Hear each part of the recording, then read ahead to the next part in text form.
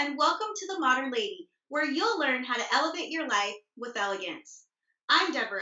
If you're new to my channel, please subscribe so that you can get an update when I've got a new video to share. If you're returning, welcome back. Thank you, ladies, so much for your continued love and support for my channel. I appreciate and adore you all. Today, Nyla is here joining us, and she's so excited to be on this interview. This happens to be an interview in a series of interviews called Pearls of Wisdom. And this is where I shine a spotlight on women that believe in the power of style and sophistication. Today's guest is none other than Jennifer L. Scott. She's the mastermind behind the amazing brand, The Daily Connoisseur, and a New York Times bestselling author of the Madame Chic series. Jennifer also was so kind to write the foreword for my latest book, Je Ne Sais Quoi, and so she's one of my closest YouTube friends, and I'm so excited that she is here with us today. Jennifer, welcome back to The Modern Lady. Thank you, Deborah. I love being here on your channel. And hello to your gorgeous doggy. Thank you. I are so excited to see you today. So let's just dive right into the interview. So your brand, The Daily Connoisseur, is very well known, but for any women out there that may be coming across it for the first time, can you share a little bit behind the story of how The Daily Connoisseur came to be what it is today? Sure. The Daily Connoisseur is a blog that I started back in 2007, and the premise behind it is to be a connoisseur. So someone who appreciates, beauty and class and poise and sophistication, all the things that you yourself love. And so it's about just living like that as a lifestyle. So I try to convey that through my books, through my YouTube channel and blog, and that's what being a daily connoisseur is. Okay, I love that. Absolutely. So, Jennifer, today we are talking all about parenting and being an amazing, elegant mom. And so I know you're a mom of four. Can you share with us what do you think are some of the common challenges that parents face today when raising well-mannered children? That's a really good question. I wrote the new book, Connoisseur Kids. And in this book, it's like basically, I have it right here. It's basically a manual, a guide for children and their parents to do together on just embracing etiquette, manners, making it fresh and relevant and current, not something stuffy and for other people, but for everybody, truly. And I really think that one of the main challenges that parents face with raising well-mannered children is outside influences these days. Because most parents try really hard in their own home to teach their children manners. Every parent wants their child to be well-behaved and to do well in the world. So that's not new. But the challenges we face are with the influences. So with celebrity culture, with, maybe influences at school that are not necessarily positive. Maybe they're learning bad behaviors from other children. Or even just with the media, the television that we watch, polite, upstanding behavior is not really what's lauded in today's society. So I think that there's a lot of resistance against this. So as parents, we need to have a game plan on how we are going to teach our children manners and to really teach them to maintain this in a world that doesn't value it. Absolutely. I love that. Just making etiquette relatable, and etiquette is for everyone. So, children, adults, some of the old school conservative principles that people think are just not relevant at all, they can absolutely be applied in our modern times. So, I love that. Well, let's talk about Connoisseur Kids, your latest book, and you designed this to be read with children as an activity together. I love that. And I was going through and reading and getting so excited about some of these activities. And so, I wanted to know from you, what activity in the book is your favorite to do with your children at home? That's such a hard question because I really love doing all of the activities. And it's funny, I wrote the book, obviously, but I'm going through it now that I have, the printed version with my own children. And we're slowly taking little bite-sized pieces every day and doing it. And the kids are just loving it so much. They're laughing. They are enjoying the games. Like right off the bat, there's an eye contact game. I think that's the first game to teach children how to do eye contact. And it's something that they just laugh about because it's a silly game, but also it sticks because they have so much memory making fun with the game. So, and it's funny because as we go through the day, they'll correct me. They'll be like, Mom, you're not using eye contact, or you need to straighten up your posture. I'm like, oh, really? But it's like the games are sticking with them. So it's very hard for me to choose. I really like the tidiness chapter because I really see a difference in my children, like a real tangible difference. But I mean, it talks about so many different topics that I can't really choose one of my favorites. Yeah. Yes, I love that. And I think it's so important whenever we want to make long term sustainable changes to have awareness as that first step. So for your children to start looking at behavior and looking at different things and noticing them and really being able to identify, hey, that's not what I learned. That really shows that, like you said, it's working and it's sticking with the children. Right. So, one of my favorite tips in your book is on page 46, and you're talking about asking to help.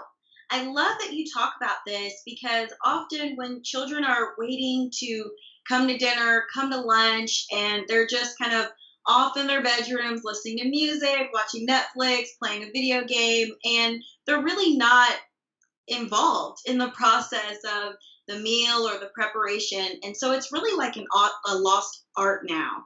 I really do think that children are kind of just waiting to be called to the table and hear their voice to come and make their plate. So, in your experience, Jennifer, if children are not offering to help, should a parent ask them before every meal to start building that habit? Yes, we do not want to have a household where mom is the slave, just like cooking for everybody, cleaning for and then the little children are laying down on the sofa playing video games. Absolutely not, because not only is it not helpful to the mom, but it's really not teaching the children life skills that they themselves will have to learn one day. Just imagine if a child never has to do anything and then they're 18, they leave the home, and then, let's say they get married and have to start their own home. They're going to be completely clueless as to how real life is. And, oh, what you mean I don't get to play video games all day long and food doesn't just magically appear before me? So I really encourage parents, even if it's easier to do it by yourself, because it is, just to continually invite your children to help you in a nice, pleasant way. Don't make it like, a punishment or a chore or like, I said, set the table, like that. It's more like how you phrase it. So I look at it as just the way that you phrase it, making it an enticing invitation for them. You could say, oh, to your child, you know what? You are so good at setting the table. Could you set it beautifully like you did last night? I would love that. Praise and encouragement and making them feel like they're really contributing to the family is very important here. I love that. And when I was in college many, many years ago, we learned about positive reinforcement as a learning technique. And that's Mm. essentially what you're talking about, that positive reinforcement. You're giving a compliment, you're making them feel welcomed and appreciated and loved. And so children are more eager to help when you are phrasing it in that manner. Yes, exactly. I love that. So, in chapter 4, Thinking of Others, that's probably my favorite chapter in the book.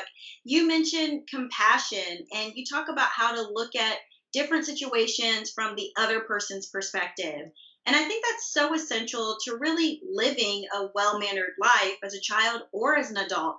So, I'm curious, Jennifer, why do you think that having compassion is so challenging for many of us today, women, children and adults in this society that we live in now? Mm. That's a good question, too. I think that we live in a very me centered society. Everyone's thinking about themselves first. What do I want? What makes me happy? And we're not really thinking about others because it's hard, and thinking about others is not the natural place that we go. So it is a stretch and a challenge, which is why it's even more important to teach children this, because when they grow up, they will be able to just naturally think of others. So That's one of my favorite chapters too, because it's so important to just teach children, you know, the world doesn't revolve around you.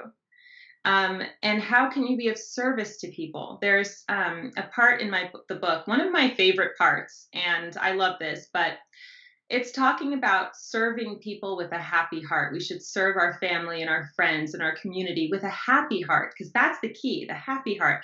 And in the book, I say it's like when you go to a restaurant, waitresses and waiters are also called servers.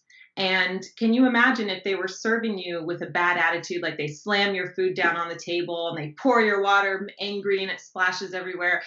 How would you feel as a customer? You would not be happy and they probably wouldn't get a tip.